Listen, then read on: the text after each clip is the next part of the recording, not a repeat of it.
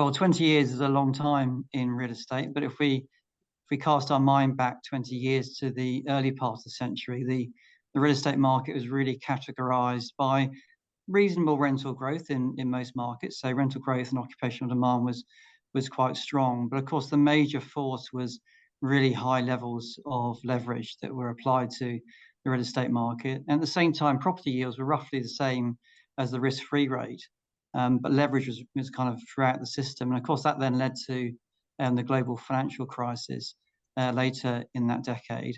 And that preceded then followed that was a big change in real estate markets. So for 10 years, following the GFC, pretty much zero interest rates, so free money effectively, pretty muted rental growth. Occupational markets were in equilibrium, but not really strong rental growth. And property yields secured quite a significant premium to the risk-free rate, given that rental growth was still quite moderate during that period. So you can see over those 20 years, and now we're moving obviously into a much higher rate environment, you can see some really quite significant changes in the property market dynamics over that time. And I guess if you think about the lessons for that, is that really every cycle is different, and each time the cycle comes along, new issues present themselves. And so the guide isn't necessarily a guide to the future. The past isn't necessarily a guide to the future.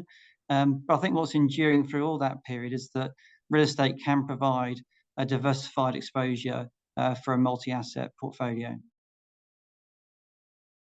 Well, it is true that the property market is adjusting to a higher interest rates environment, and different markets, different countries, and different sectors are adjusting at different paces of change. I would say across Europe, probably the UK was the first market to adjust from a capital perspective.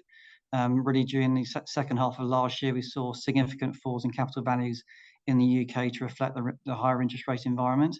And in a way, it's basic mathematics. You know, if the risk-free rate rises, unless there's really significant rental growth that real estate can provide, then real estate yields have to move out to reflect that. And we're just going through that process at the moment. We don't know where rates are going to rise or fall in the future, but we do know that real estate pricing has had to adjust to that different environment. I think the positive thing to say, though, is that generally we see cash flows quite strong across real estate markets in Europe, so that there isn't really a huge amount of cash flow impairment. Rental demand across most markets is reasonably in balance. And I guess we have some issues potentially with the amount of refinancing that's potentially going to be required over the next couple of years. But generally speaking, the occupational markets are in equilibrium. I think the big change, though, going forward is that whereas the last 10 years have been categorized by what I call the rising tide floating all boats, so pretty much any real estate investment in the last 10 years would have produced some pretty good performance. That's probably not going to be the case going forward, and it's been much more difficult to pick the winners from the losers as all the real estate markets become much more bifurcated over the next few years. So looking ahead, there are going to be clear opportunities and challenges. I think the major challenge is really picking those parts of the market that are going to perform well compared to those that maybe are going to decline in terms of occupational demand and also in terms of investor demand.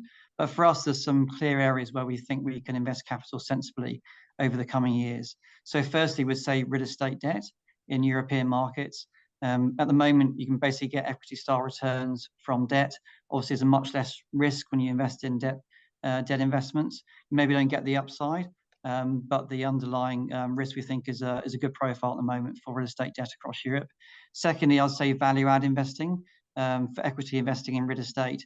This is likely to be a really strong vintage. Just as after the GFC, there were lots of opportunities to invest in value-add.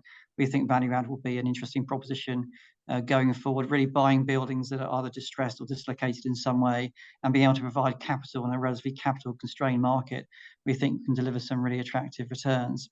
And then longer term, we think about the structural trends of real estate. And in reality, there's not enough homes in most parts of Europe for people to live in. So the living sector we think is really interesting, whether that's private rented accommodation, affordable housing, student housing, senior living.